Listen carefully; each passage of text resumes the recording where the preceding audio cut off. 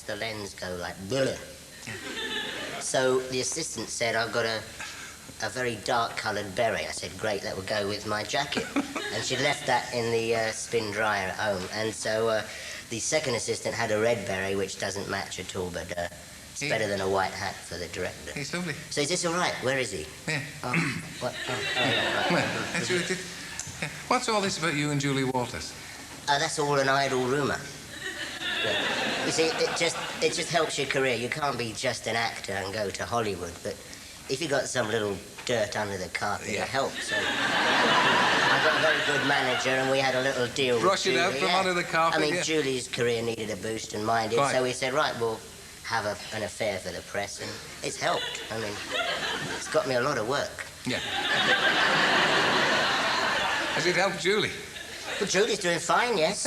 Yes, she's still in LA, though. You have more problems than most, haven't you, as far as typecasting goes as an actor? Yeah, I do, because I got this really Cockney accent. Yeah. And I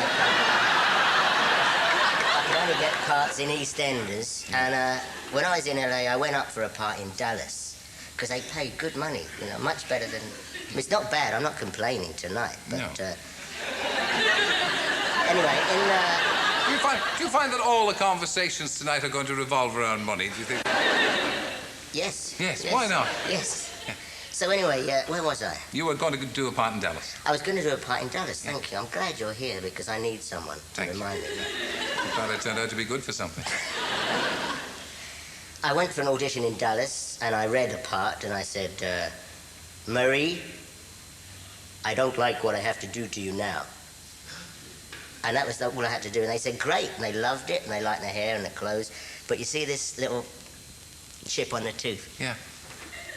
Held you back? Yeah, they said, the teeth are wrong. You've got to have really good teeth. So I lost a really good part. But, I mean, you've lost parts before. You turned down the part of R2-D2 in Star Wars. I'm glad you mentioned that, because... You've got a story. Yeah, I have. I have a wonderful story, and it's true. Oh.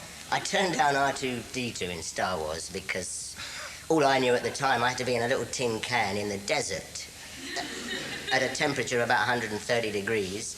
It's a bit like being in a rotisserie, you know, those chickens.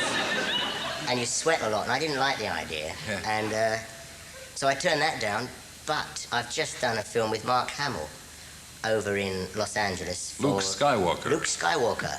May the Force be with you. So anyway,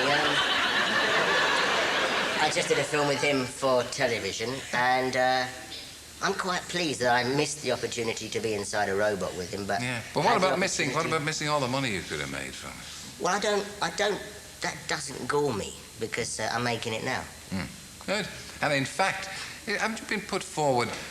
Wasn't it when B.A. Baracus was about to leave the A team? Yeah. Is it true that you were put forward for the part of... A lot of people won't believe this. I believe it. I believe it. When you're in America, I must say I went there to do promotion for a film called The Bride, which I think is a wonderful film, despite what all the critics say. I was over there, and once they know you're in a hit movie, they think, oh, we're going to use him. We're going to use him. He's popular, whatever we've got. And at the time, Mr. T was having a bit of trouble with something, contracts. He threatened to leave, and I got a call in my hotel, and there's my manager ringing. She said, Dave, guess what I heard? I said, what? She said, well, they're considering you for a replacement for Mr. T. And I just sort of stared around the room and just burst out laughing. And it was just like the ultimate in... It's a logical step, even with the chipped tooth.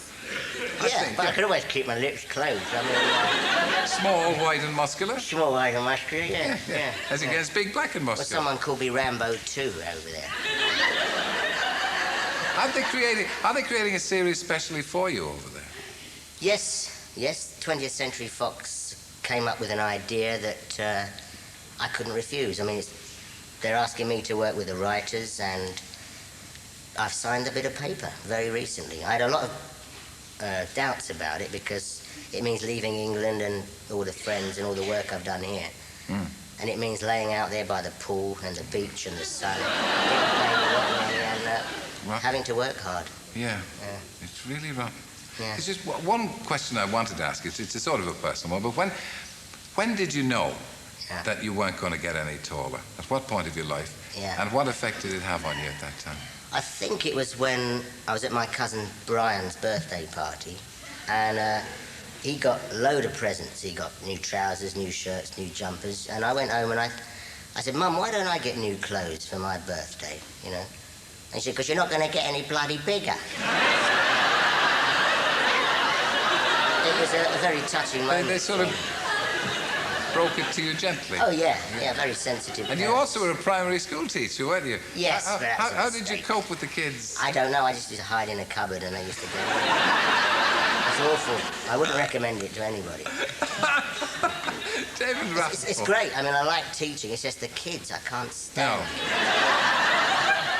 Well, beret and all, it's been a great pleasure to have you join us. We wish you success in the new series. Thank you very much. David Rappaport.